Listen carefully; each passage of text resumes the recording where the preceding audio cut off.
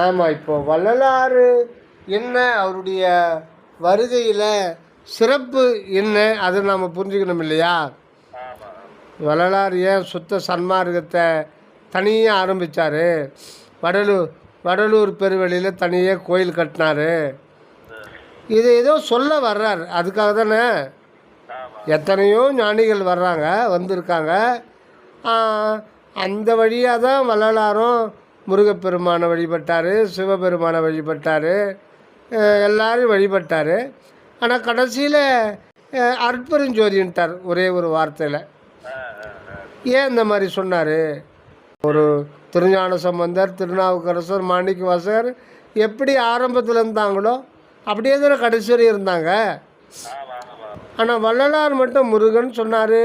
அப்புறம் திருவொற்றியூரில் பல வருஷம் சென்னையில் இருக்கிற திருவொற்றி வழிபட்டார், சிதம்பரத்தில் இருந்தார். அப்புறம் அங்கே தனியாக வந்துட்டார். கருங்குழியில் தனிப்பட்ட இடத்துல ஒரு கிராமத்தில் 9 வருஷம் இருந்தார். அப்புறம் வடலூரில் ஒரு 4-5 வருஷம் இருந்தார். திருப்பி மேட்டுக்குப்பம் போயிட்டு தனியாக இருந்தார். ஏன் அவர் கோயிலே இருந்திருக்கக்கூடாது? இதுலேயே திருவொற்றியூரும் வழிபட்டார், முதல்ல கந்தக்கோட்டை வழிபட்டார், அப்புறம் சிதம்பரம். அப்படியே சைவ சமயத்திலே இருந்து எல்லா ஞானிகளும் சொன்னார், அதே மாதிரி தான் சொல்லிகிட்டே வந்தார். அதுக்கெல்லாம் புல் ஸ்டாப் வச்சிட்டாரு. புல் ஸ்டாப் வச்சார். இவர் தனியாக ஒரு உருவம் இல்லாத ஒரு கோயில் கட்டினார் இல்லையா? வெறும் ஜோதி மட்டும் ஏற்றி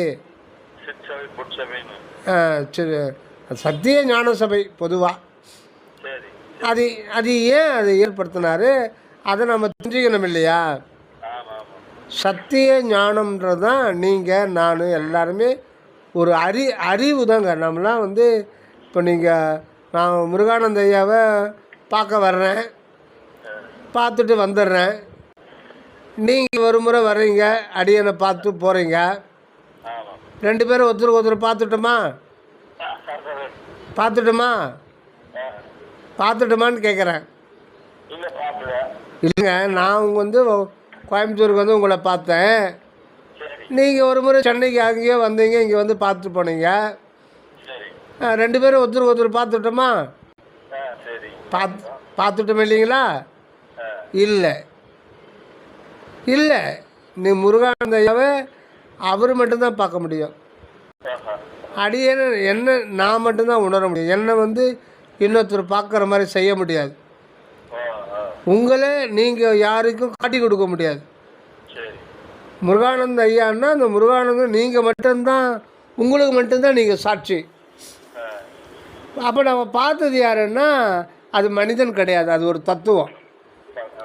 நீங்கள் சாப்பிட்ட சாப்பாடு இட்லி, தோசை, சப்பாத்தி, சாம்பார், பூரி, அதுதான் தன்மாற்ற நிலை அடைந்து தாய் தந்தைக்குள்ளே போய் அதுவே செல்லாக மாறி, அதுவே கருமுட்டையாக மாறி, அது இணைந்து இன்னொரு மெஷினை உருவாக்கி கொடுத்துருச்சு. இது ஒரு மெஷின் தான். மாயா இயந்திர தனு அப்படின்றாரு சிவஞான போதத்தில் மெய்கண்டா. இது மெஷின் சொல்லிட்டு ஒரு 1000 வருடங்களுக்கு முன்னாடி சொல்கிறார். இது ஒன்றும் இல்லை, இது மெஷின். இயங்கிக்கிட்டு தானே இருக்குது உடம்புல உறுப்பெல்லாம். இப்போ இயங்கிக்கிட்டே துடிச்சிக்கிட்டே இருக்குல்ல, 1 மணி நேரத்துக்கு 72 முறை பம்ப் பண்ணல, அது ஒரு மெஷின் தானே. அப்போது இது ஆட்டோமேட்டிக். இதுக்கு இதே தேவையில்லை. எந்த ஒரு பெட்ரோலு, டீசலு, ஓட்டுநரு, ஆப்ரேட்டர்லாம் தேவையில்லை. எல்லாமே கடவுள் தான். இந்த உடம்புல 200 வகையான மெயினான மெஷினுக்கு மேலே இருக்குது. இது ஒரு மெஷின். இதில் நீங்கள் சாப்பாடு போட்டிங்கன்னா அந்த மெஷின், அந்த சாப்பாடு 200 வகையான செல்லாக மாறுது. எலும்பு அது தனி செல்லு, மூளை தனி செல்லு, இதயம் தனி செல்லு, எல்லாம் போக கடைசியில் விந்து செல்லாக மாறுது.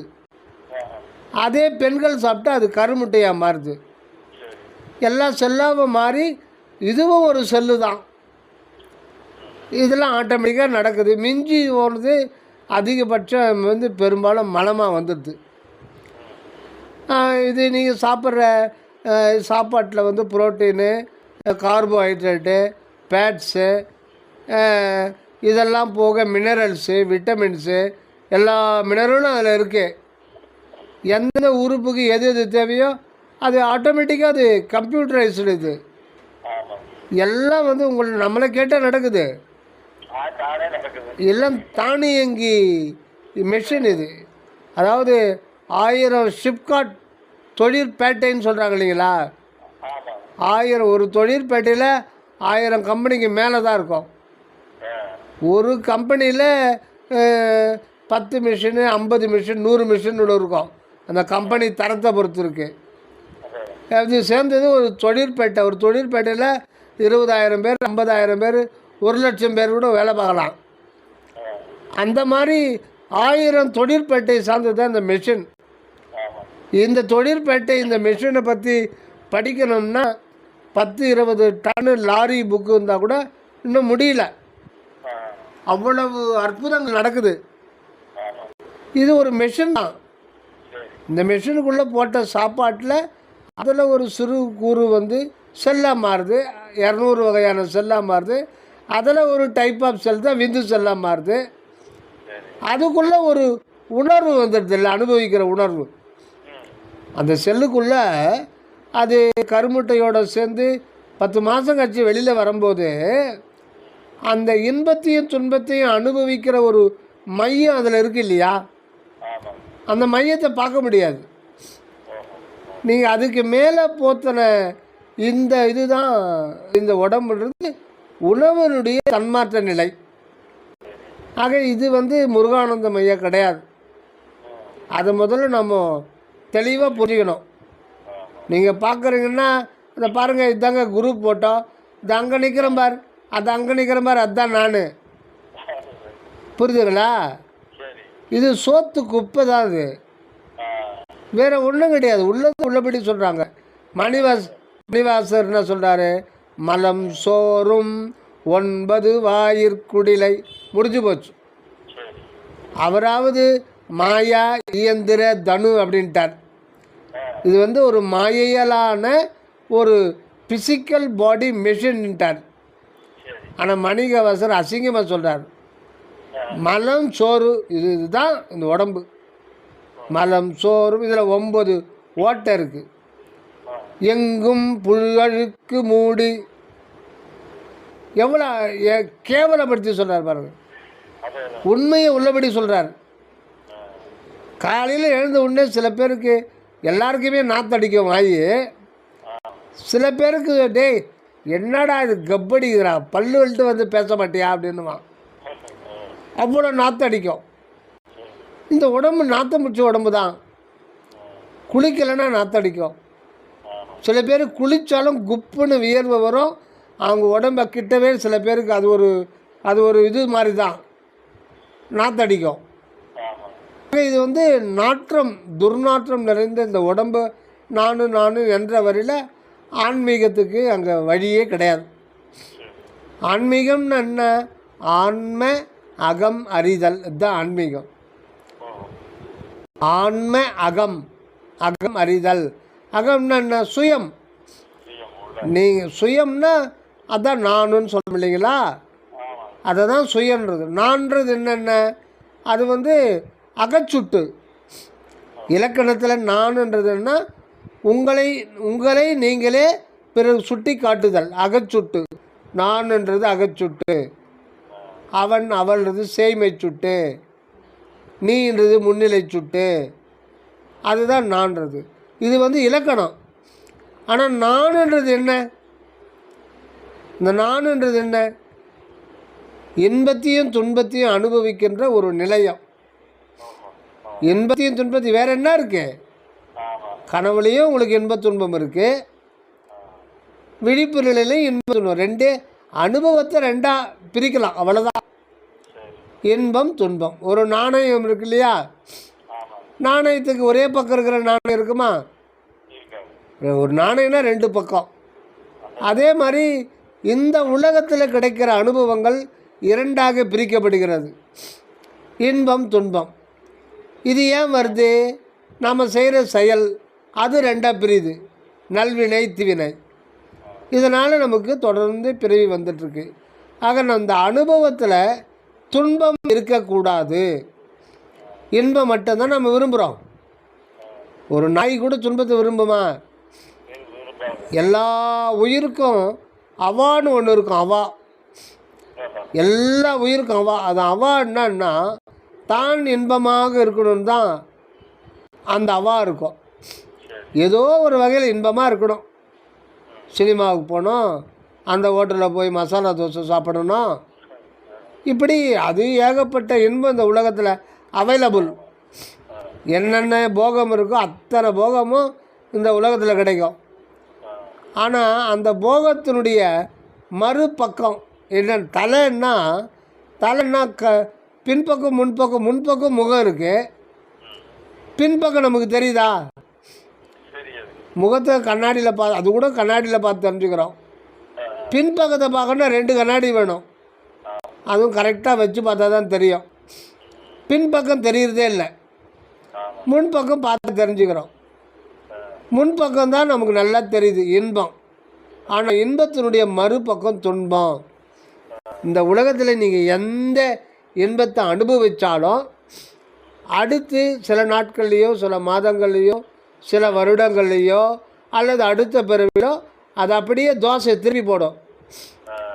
ஏன்னா இந்த இன்பங்கள் எல்லாமே மாயை சம்பந்தப்பட்டதே தவிர அதில் உண்மை கிடையாது. இதுக்கு ஒரு உதாரணம், வடிவேல் ஒரு படத்தில் பஸ்ஸில் உட்காந்து இருப்பான். ஒருத்தன் மல்லிப்பூ வாங்கி ரொம்ப தொல்லை கொடுப்பான். பார்த்தீங்களா அந்த சிரிப்பை? அது இந்த பக்கம் சீட்டில் வந்து உட்காந்துக்குவான். அவன் அந்த விட மாட்டான், அங்கேயும் வருவான், நடுவில் உட்காந்துக்குவான். அப்போ விட மாட்டான். வாங்கிக்க சார் 50 ரூபா மல்லிகை. எனக்கு வானானா கூட விட மாட்டான். பஸ்ஸுக்குள்ளே நிறைய வந்து தொல்லை கொடுப்பான்.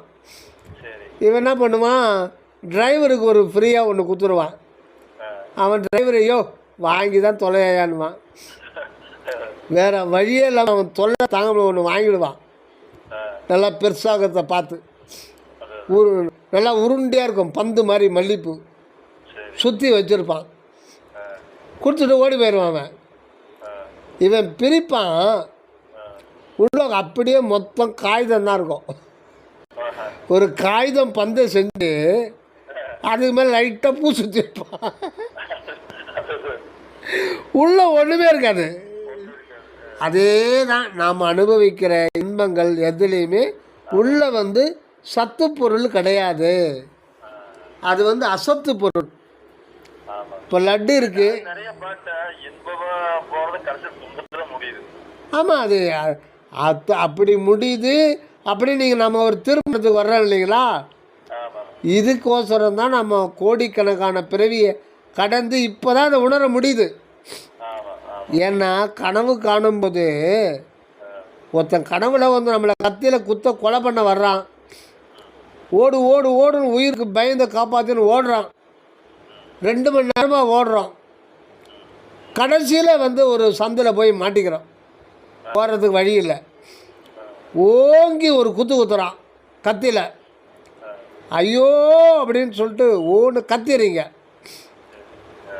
கடைசி மூமெண்ட்டில் கத்திடுறீங்க.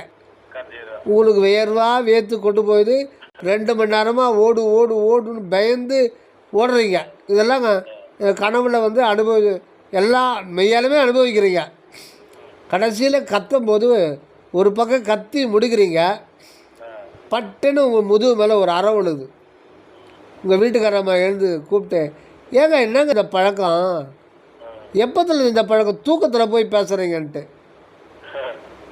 அப்போது நீங்கள் இதுவரையில் கண்டது என்ன? கனவு. அப்போ பொய் தானே? பொய் தான். ஆனால் நீங்கள் அனுபவிச்சது வந்து கனவுலேயும் மெய் தான். சரி, இப்போவாவது அந்த அனுபவத்தை மறக்க முடியுமா? அனுபவிச்சது தான். அதை வாபஸ் வாங்க முடியாது. இன்னும் கூட அந்த உங்களுக்கு இது லேசாக பீட்டிங் இருக்கும், வேகமாக துடிக்கும் அந்த கடைசி மூமெண்ட்டில். அப்போது கனவு தான், பொய் தான், அந்த மாதிரி ஒன்று நடக்கலை. இருந்தாலும் நீங்கள் வந்து துன்பத்தை அனுபவிச்சிங்க இல்லையா? இதுதான் மாயை. இந்த மாயை தான். அதே மாதிரி தான் இப்போ ஒரு லட்டு சாப்பிட்றீங்க, திருநெல்வேலி அல்வா சாப்பிட்றீங்க அப்படின்னா அந்த அல்வாவுக்கு அறிவு உண்டா? அல்வாவுக்கு அறிவு உண்டா? அதுக்கு இருக்கிற தன்மை, இனிப்புத்தன்மை, அந்த இனிப்புத்தன்மை அதுக்கு தெரியுமா? தெரியாது. ஆக அதுக்கு அறிவு கிடையாது, அதனுடைய தன்மைக்கு அறிவு கிடையாது.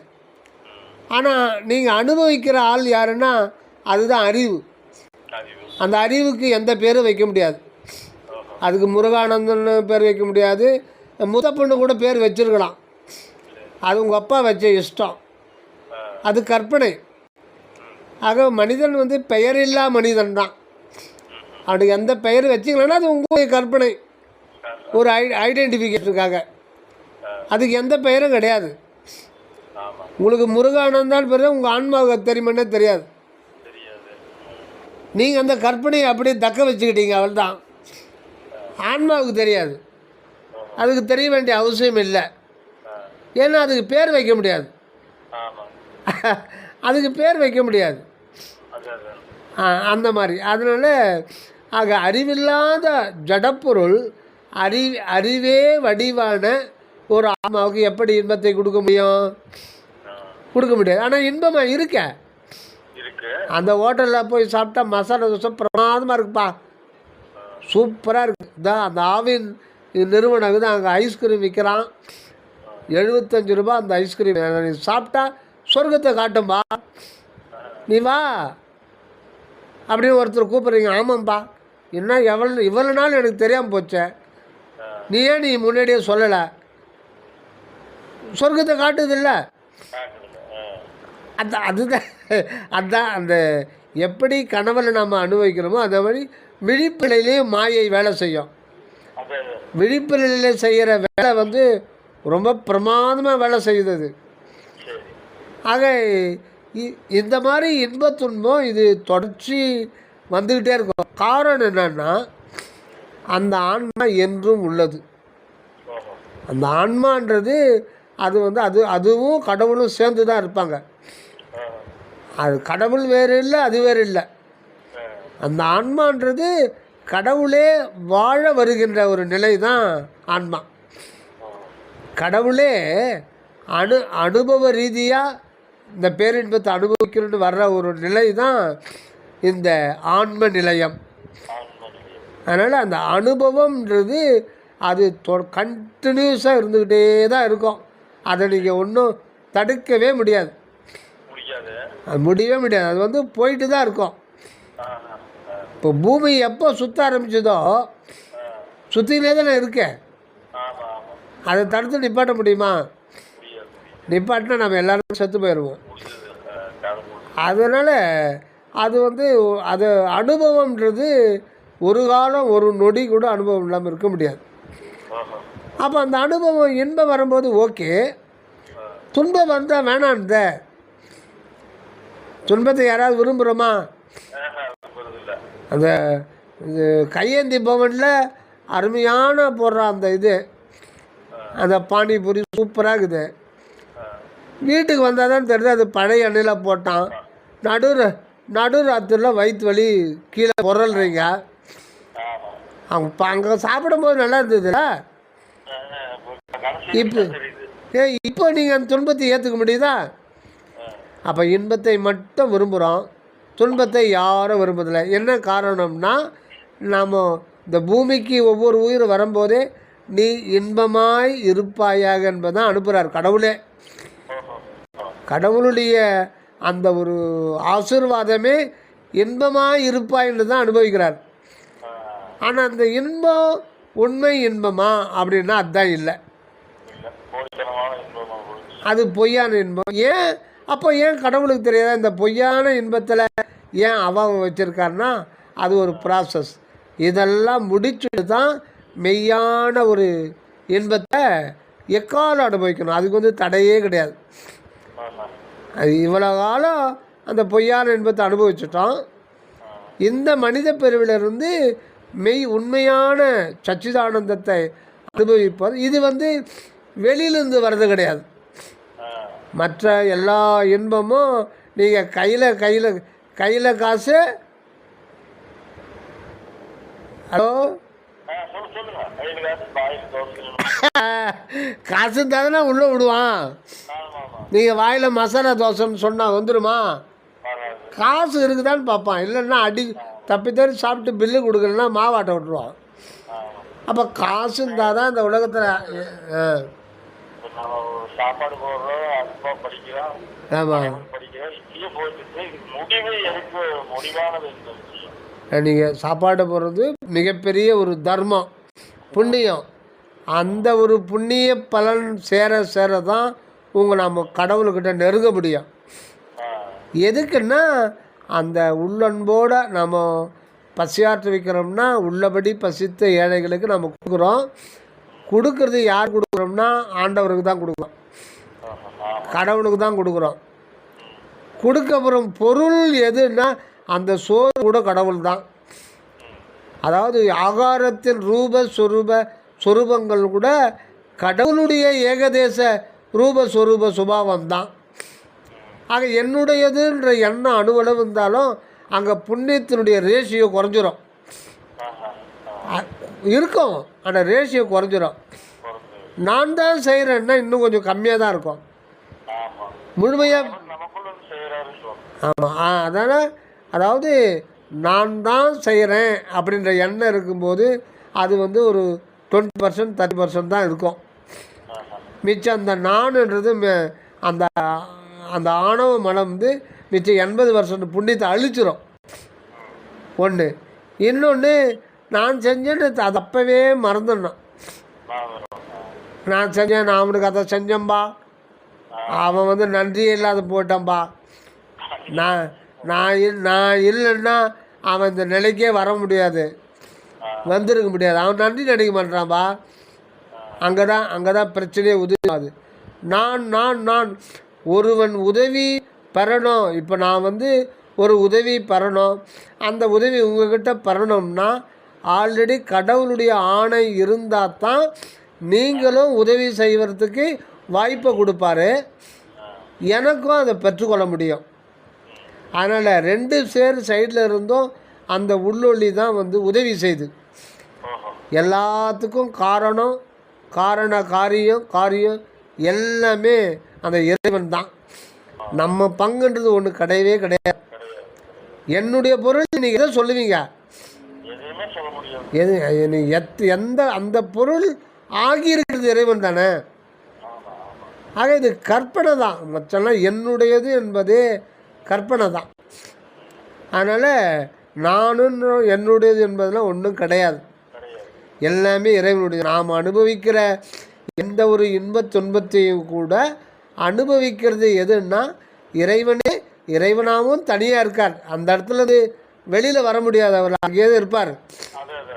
அவரே ஜீவனாக இருந்து தான் இந்த ஜீவனாக இருக்கிறார் அப்படின்றத தானே மறைச்சிக்கிறார். தானே மறைச்சிக்கிட்டு கடவுள் நிலையிலிருந்து பிரிந்து நாம் ஏதோ தனியாக இருக்கிற மாதிரி ஒரு மாய தோற்றத்தை அவரே ஏற்பட்டு அவரே தான் அவஸ்தைப்படுறார். இப்போ எனக்கு ஐயோ 10 வருஷமாக அந்த வயிற்றில் பெரிய பிரச்சனை இருக்கே, 10 வருடமாக படாத பாடுபடுறேன்,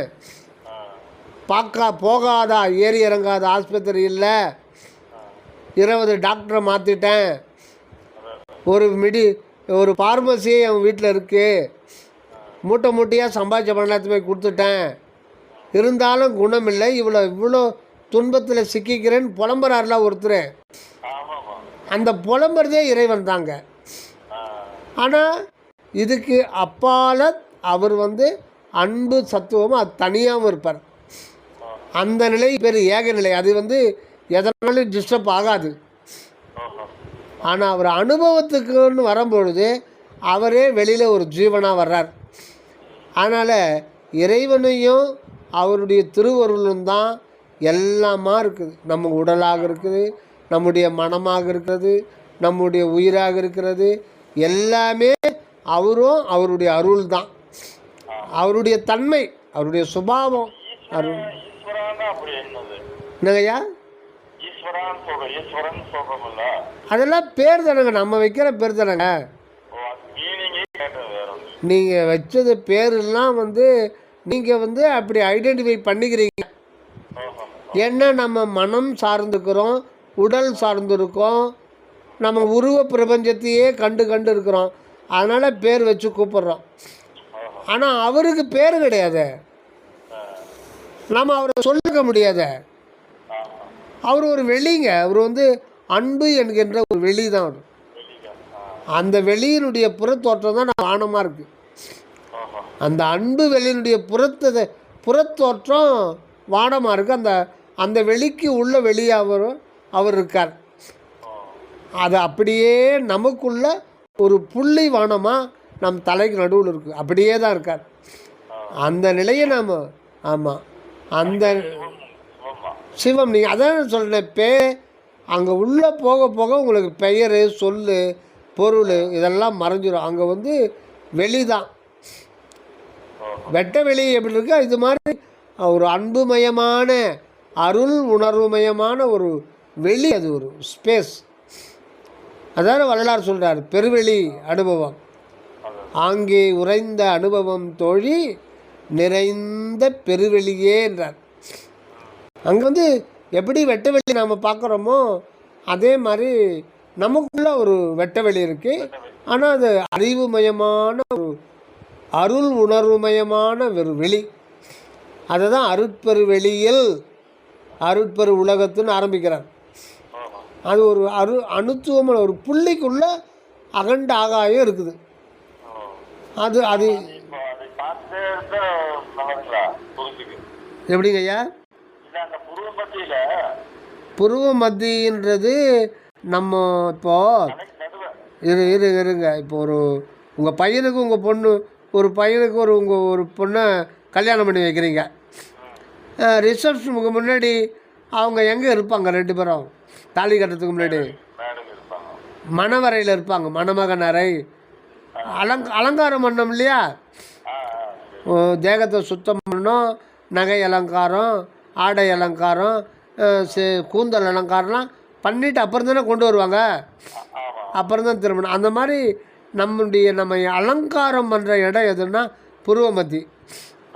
புருவ மத்தின்றது கூட சூக்கும தேக அனுபவமே ஒழிய அது இந்த மாமிச உடலில் கிடையாது.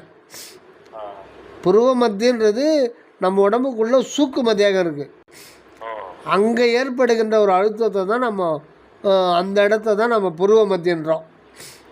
மற்றபடி அது உடலில் அது சொல்கிறோம் நம்ம 2 புருவங்களுக்கு இடையிலன்று. அந்த இடத்துல ஒரு நமக்கு மனதுக்கு ஒரு பிடிமானம் வேணுன்றதுக்காக தான் ஒரு சிறிய தீப வடிவில் நம்ம பண்ணுறோம். அது வந்து ஆரம்ப கட்டம். எப்பவுமே ஆரம்ப கட்டத்தில் இருந்துருப்பீங்களா? இப்போ உங்கள் பையனை ஸ்கூலில் சேர்க்குறீங்க 1ஆம் கிளாஸு, எப்பவுமே 1ஆம் கிளாஸில் இருப்பானா? 2, 3, 10, 12 அப்புறம் எம்காம், பிகாம், பிஹெச்டி பண்ணிவிட்டு அப்புறம் அனுபவத்துக்கு வந்துடணும்ல. படிப்பு முடிச்சுட்டு அப்புறம் அனுபவத்துக்கு வேறு போனோம். அது மாதிரி அந்த புருவ மத்தியன்றது ஒரு ஃபஸ்ட்டு ஸ்டேஜ் தான். அந்த இடத்துல ஒரு ஒளி வடிவில் கடவுளை பார்க்குறதும் ஒரு ஆரம்ப கட்டம்தான். அனுபவம்ன்றது தலைக்கு நடுவில் அண்ணாக்குக்கு மேலே மண்டை ஓட்டுக்குள்ளே முகுல மூளைக்கு மேலே ஒரு சிறிய ஒரு வெற்றிடம் இருக்குது. அந்த இடத்துல தான் கடவுள் இருக்கார். ஆனால் அவரை பார்க்க முடியாது. அந்த கடவுளும் ஹலோ அந்த கடவுளையும் நம்மையும் பிரிக்க முடியாது. அந்த ஒரு அத்வைத நிலையில் தான் இயற்கையாகவே நம்ம இருந்துக்கிட்டு இருக்கோம். அந்த நிலையை உணர்ந்துட்டோம்னா நமக்கு அந்த இயற்கை இன்பம்ன்றது நமக்குள்ளவே இருக்குது. அது மற்ற இன்பம் போல் புறத்திலிருந்து உள்ளே வர்றதில்லை, அது உள்ளவே இருக்குது. அது அனுபவத்துக்கு வரும்பொழுது மனிதன் வந்து தான் என்றும் உள்ளவன், என்றும் ஆனந்தமாய் இருப்பவன் என்பதை அறிந்து கொள்ளுகின்ற ஒரு நிலை தான் இரவா நிலை. நன்றி ஐயா, தயவு வந்தனம்.